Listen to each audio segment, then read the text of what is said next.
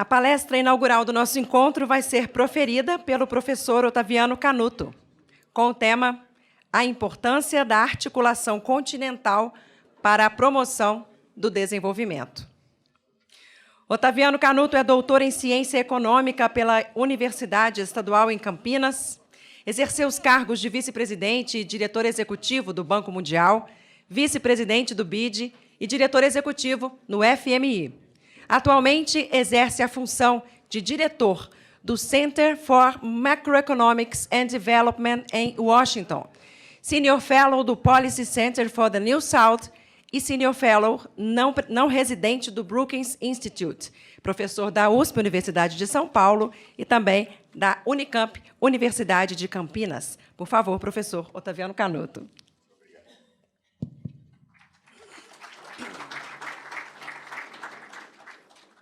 Bom dia a todos. É um prazer enorme.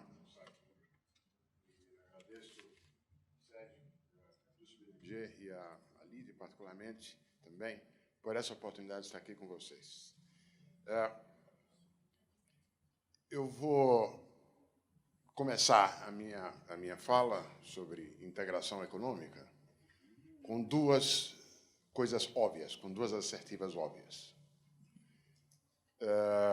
A primeira, a de que, evidentemente, a integração econômica de espaços, pensada como integração produtiva e comercial, ela oferece oportunidades de ganhos de escala e de escopo.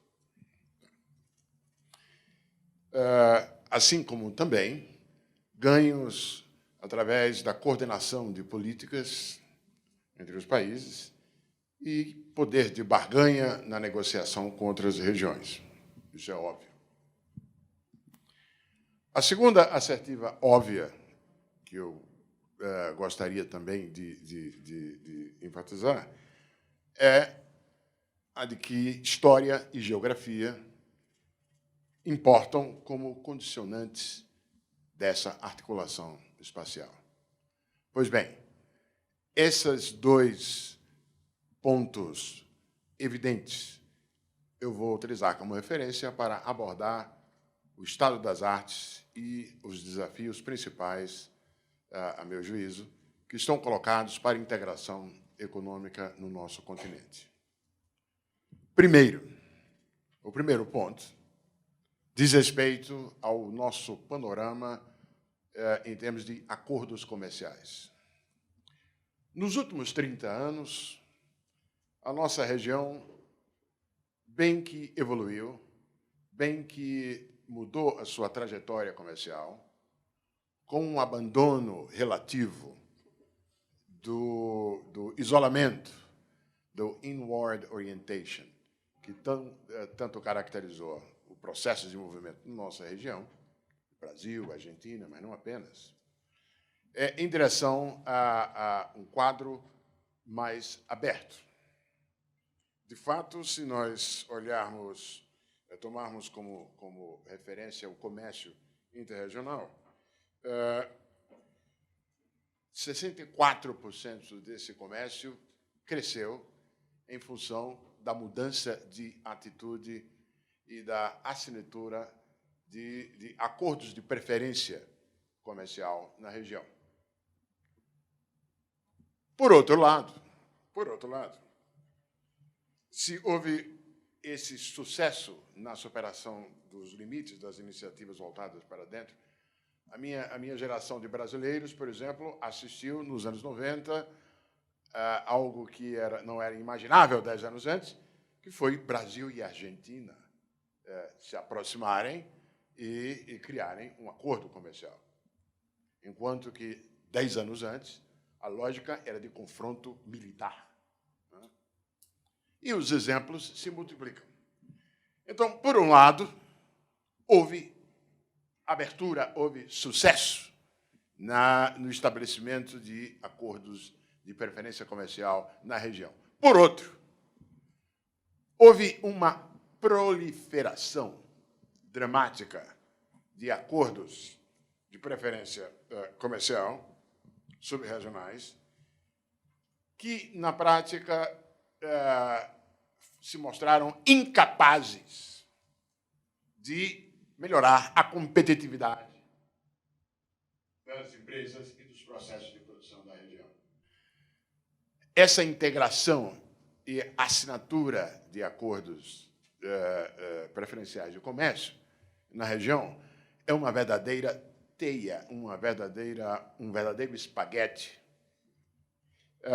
ainda com níveis diferenciados de tarifas entre os países, e que, a rigor, não tem sido capaz de propiciar aqueles tais ganhos de economia e de escopo que eu mencionei como ponto óbvio inicial. Eu gosto muito, recentemente, e recomendo um relatório feito pelo BID, Connecting the Dots, pilotado o relatório, inclusive, pelo brasileiro Maurício Mesquita Moreira, que fez um mapa detalhado disso que eu estou dizendo, acerca da proliferação de acordos preferenciais de comércio, e que ocorreram, e que nós estamos falando do que aconteceu nos últimos 30 anos, enquanto lá fora estava ocorrendo aquela transformação que o Marcos Trujillo estava abordando aqui, mega acordos, mega espaços unificados, enquanto nós ficamos ainda presos. A nossa teia de acordos preferenciais de comércio, e eu recomendo o trabalho do BID, o Connecting the Dots, porque mostra, são países que têm acordos preferenciais bem parecidos um com o outro, o que, na verdade, não agrega muito, portanto. Francamente, a Aliança do Pacífico, por exemplo, junta países parecidos, é certamente uma marca importante para que esses países tenham utilizado por conta do mérito de terem tido uma gestão macroeconômica melhor do que a dos outros, tá certo? Chile, Colômbia, Peru, hoje usufruem os benefícios de ter tido uma gestão macroeconômica irreparável, enquanto que Brasil, Argentina, estamos onde estamos, para não falar de Venezuela, em grande medida por conta da qualidade ruim. Então, é interessante que a Aliança do Pacífico diz, não, nós não somos como os tipos lá como o Brasil, estamos acá em Pacífico. Porém, em grande medida, a Aliança do Pacífico não acrescenta nada entre eles, porque são economias com características próximas. Esse é o ponto.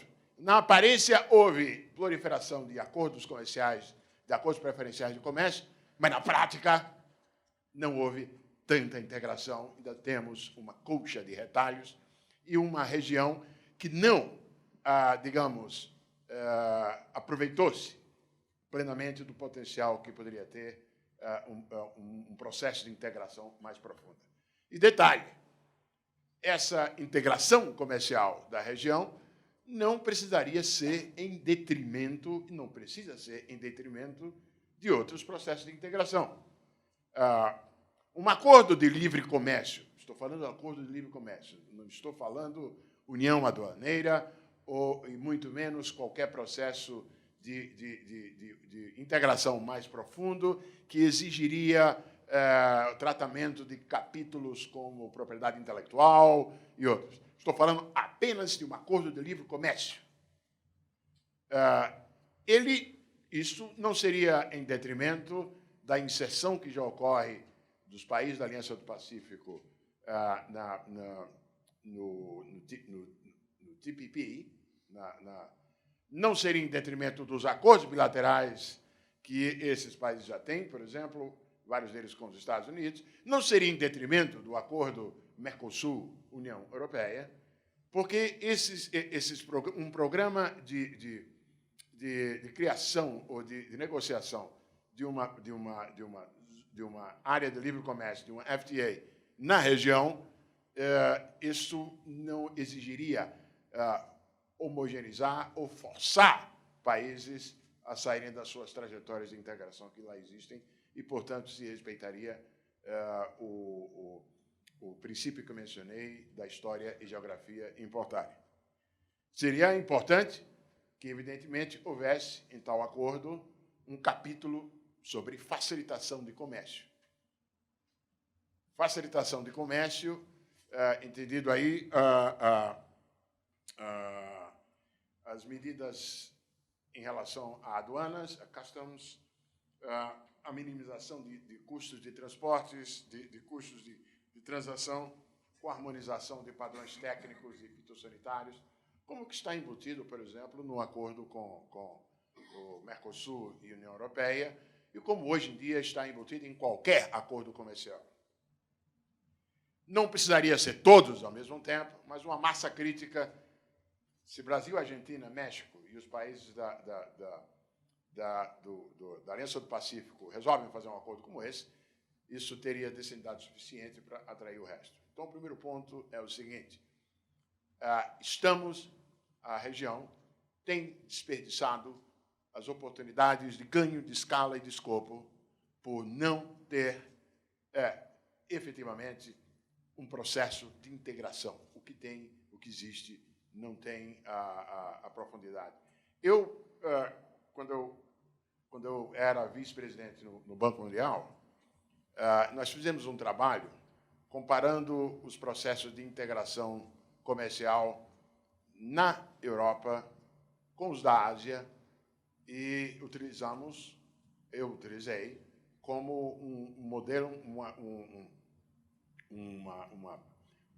uma referência para entender o nosso caso brasileiro e o caso da América do Sul. E nós temos esse detalhe interessante, que nós somos uma tentativa de cópia, o Mercosul, pelo menos, uma cópia pela metade da União Europeia. A União Europeia, e a zona do euro, em particular, não era uma região, uma área monetária ótima. No entanto, o projeto foi criar, por via política, ou tentar criar, as condições que tornariam a zona do euro uma área monetária ótima. Esse projeto ficou pela metade. De qualquer maneira, ele para o bem ou para o mal, ele mudou o modus operandi da zona do euro e, pelo visto, apesar da crise, não vai retroceder. Os asiáticos, isso nós fizemos o estudo em profundidade, tiveram um processo, de um ponto de vista de ordem de fatores, inverso. A Ásia tem um processo de integração produtiva e comercial. De fato, é evidente que as primeiras cadeias de valor regionais de valor, a partir das empresas japonesas, mas que depois recebe novas vidas com os próprios coreanos e os demais polos, e evidentemente, muda com a China. Primeiro ocorre uma integração produtiva, ocorre a emergência e o desenvolvimento de interesses econômicos comuns, e depois é que os países, de uma maneira ou outra, vão buscar a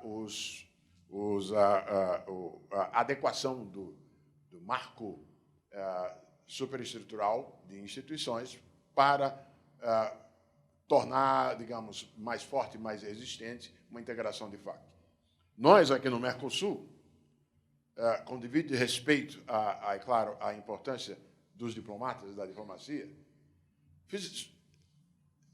gente, as reuniões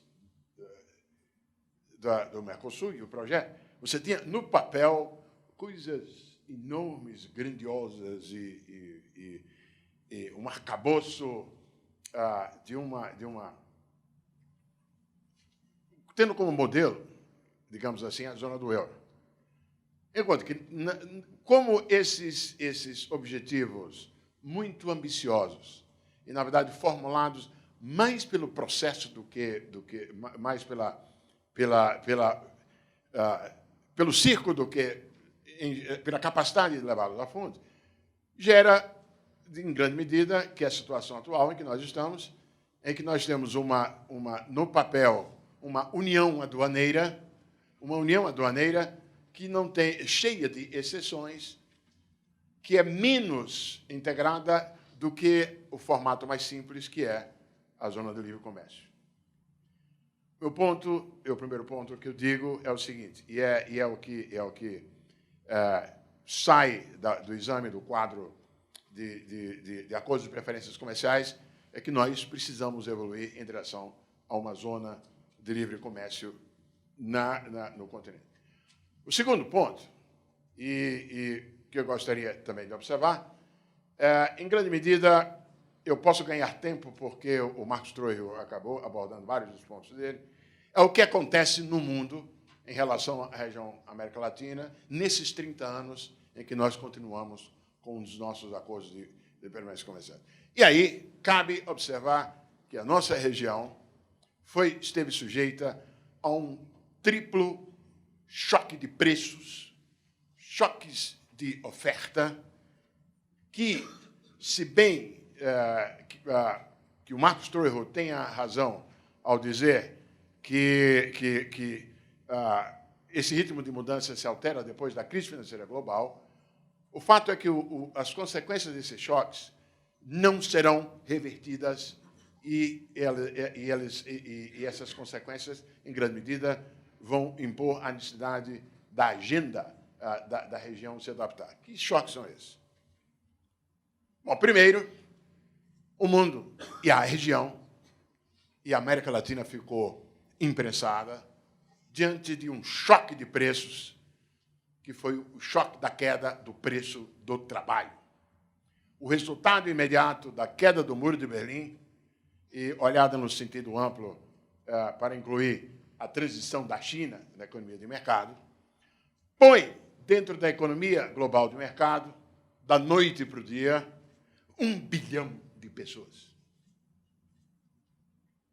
das quais uma boa parcela com um nível de aspiração, de referência em termos de padrão de vida, de poder de compra, bem abaixo do que aquele que a nossa região já tinha estabelecido. Esse choque de preços do fator trabalho subjaz a perda nossa de competitividade na indústria manufatureira.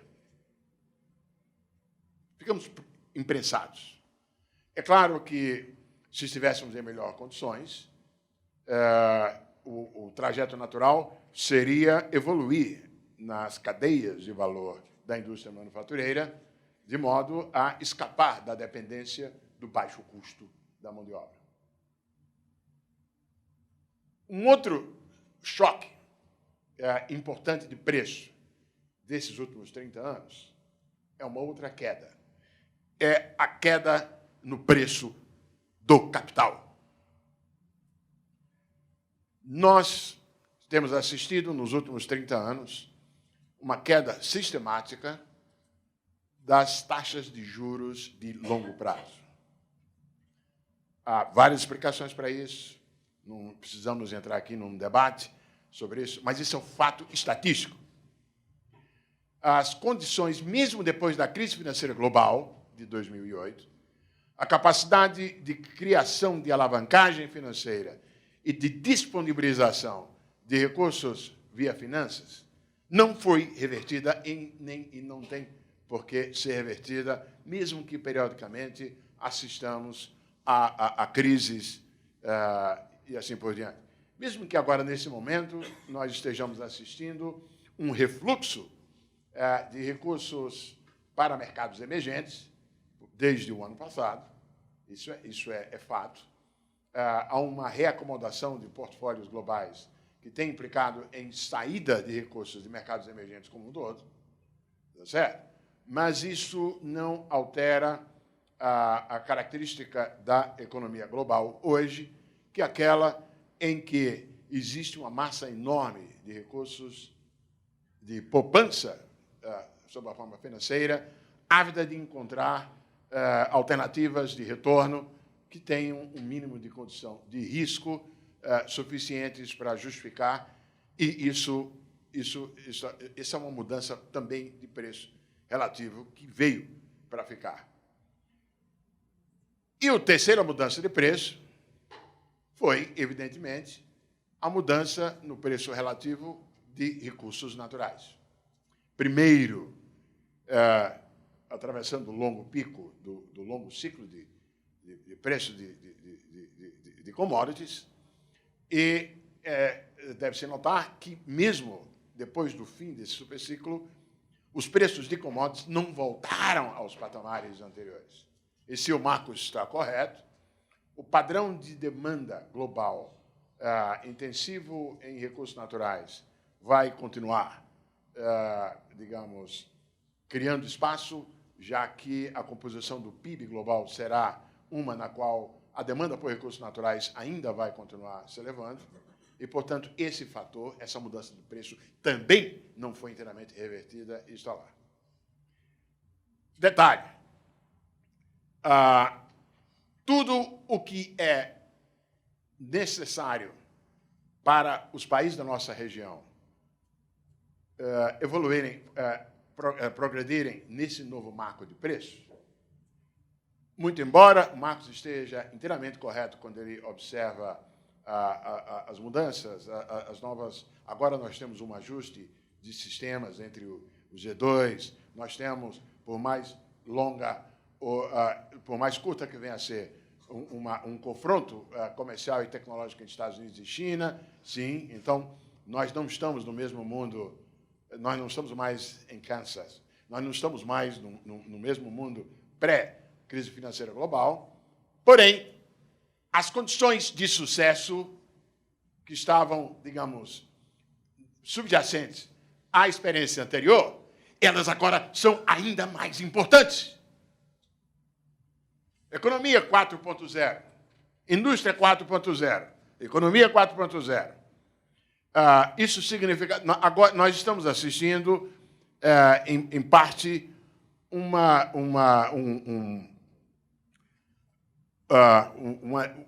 um refluxo do processo de fragmentação de processos produtivos que serviu de veículo para absorver uma boa parte daquele bilhão de novos trabalhadores incorporados. Mas como isso hoje em dia a gente compreende muito bem, como as inovações tecnológicas em comunicações, em as tecnologias de informação, em conjunto com as inovações de transporte, com a containerização, tornaram possível a fragmentação de processos produtivos e a incorporação desse bilhão de pessoas e assim por diante. Nós estamos assistindo, nesse momento, a emergência de um cluster de novas tecnologias, com as quais, com 3D printing, com as formas de AI e assim por diante, em que parte desses processos fragmentados que foram transladados em busca de mão de obra barata estão sendo recapturados. Pois bem, mas, primeiro, esse é um processo que não é genérico. Segundo, se as condições para sucesso manufatureiro, por exemplo, no passado, eram claras e presentes, e nós falhamos em estabelecê-las, agora, ainda mais do que nunca. Vai ser possível, eu imaginaria, ser possível... eu visitei uma fábrica de calçados em Atlanta, uma fábrica de calçados inteiramente automatizada, no sentido de que onde você compra sapatos pela internet, é uma pequena escala, não é uma escala muito grande. O sapato, você manda foto do seu pé e a fábrica te produz um sapato mais confortável do mundo, porque é aquele adequado para você. Dentro da... Por que eu estou lembrando disso? Não me espantará se daqui a 10 anos Belo Horizonte, que tem uma escala em termos suficiente, para ter uma fábrica de sapatos. São Paulo vai ter umas 2, 3, lá em São Paulo, indivíduos. É claro que isso supõe o quê? Isso não muda a divisão do trabalho. O software para essa micromanufatura operar é um software que será feito por algum gajo ou em Nova York, ou na China, dependendo do sistema, ou na Europa Oriental, na Estônia. Mas, por outro lado, a atividade manufatureira, ao contrário do que, por exemplo, ao invés de algum tipo de refluxo da potencialidade da produção manufatureira, será, paradoxalmente, até mais fácil. Desde que, o que é que tem que ter? Você tem que ter infraestrutura. Você tem que ter, e quando eu falo infraestrutura, estou falando não é infraestrutura física de transporte apenas, é telecomunicações. Você tem que ter disponibilidade de skilled labor para estar presente e solucionar problemas recorrentes que em qualquer processo de produção como esse será defrontado. Você vai ter que ter doing business. O paradoxo é o seguinte: esses chatos do Banco Mundial que ficam falando em doing business, tá certo? A chatura desses caras do Banco Mundial vai ficar ainda mais importante. Porque, evidentemente, em economia 4.0, em que você tem uma fragmentação ainda maior de processos produtivos, o que não pode acontecer é custo de transação entre as partes de um processo produtivo. Então, todos os componentes do ambiente de negócios, eles prejudicarão ou facilitarão a possibilidade dessas novas tecnologias serem aproveitadas. E eu estou dando apenas aqui um pequeno exemplo. Então, os dois pontos, e chego ao fim nisso, os dois pontos que eu optei por trazer aqui, primeiro, o fato de que o nosso processo de integração, naquilo que pode ser aferido pelos acordos preferenciais de comércio, está longe, mas longe, aquém. Nesse ponto, nós somos iguaizinhos à África, com devido respeito à África, mas a África subsaariana é uma coxa de retalhos ainda mais colorida, digamos assim, do que a nossa. E, no entanto, não é por acaso que a África deixa de aproveitar oportunidades de ganhos por integração. Nós aqui, que eu já tive que trabalhar na África, na época que fui vice-presidente do Banco Mundial, as missões à África são um martírio se você tiver que ir a mais de 3 países. Porque, frequentemente, eu ia para o país, na África, e depois tinha que viajar para Bruxelas para poder voltar para outro país na África, não muito distante. A proliferação, a quantidade de acordos preferenciais de comércio na África é monstruoso. No entanto, Namíbia não fala, as barreiras aduaneiras. Nós estamos mais próximos da África nisso do que a concretude de integração em outros espaços. E o segundo ponto que eu trouxe é que a evolução da nossa região, nos últimos, com todas as diferenças, com alguns casos nacionais em que houve uma qualidade de gestão macroeconômica e de aproveitamento das oportunidades e enfrentamento dos desafios, melhor que outros, mas, em conjunto, Brasil, Argentina, Colômbia, Chile, também México, América Central e todos os outros da região enfrentaram um mesmo conjunto de choques externos, nas 3 mudanças de preço a que mencionei, e as condições, os pré-requisitos para êxito em termos de desenvolvimento, em termos de crescimento e redução da pobreza, ao invés de mudarem, elas mais do que nunca se aprofundaram. De certa maneira, nós estamos nessa disjuntiva. Ou, dessa vez, nós levamos a sério as necessidades a que me referi, de ambiente de negócios, de infraestrutura. Quando eu era vice-presidente no BID, cadê o Juan? O Juan já saiu. Grande Juan. IRSA. Quando eu fui vice-presidente, a IRSA que existia, que era uma ideia de colocar juntos os ministros de infraestrutura da região para examinar em que medida se poderia fomentar projetos de integração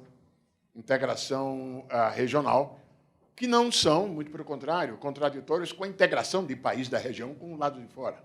Né? Pelo que sei, acabou, morreu, né? Se extinguiu.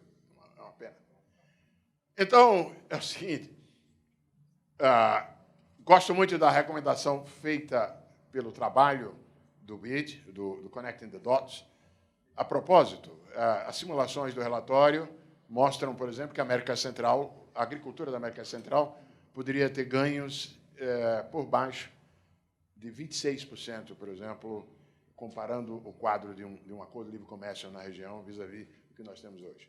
Então, há ganhos comerciais com isso, e as mudanças no contexto internacional, ao invés de mudarem, elas reforçam ainda mais os requisitos em termos de necessidade de infraestrutura, de necessidade de educação e skills, e necessidade de redução de custo de transação via melhora no ambiente de negócios e, principalmente, também educação.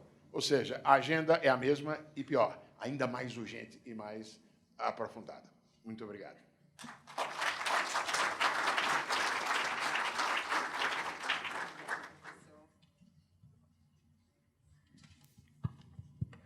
Muito obrigada, professor Canuto, pela sua exposição aqui no nosso encontro.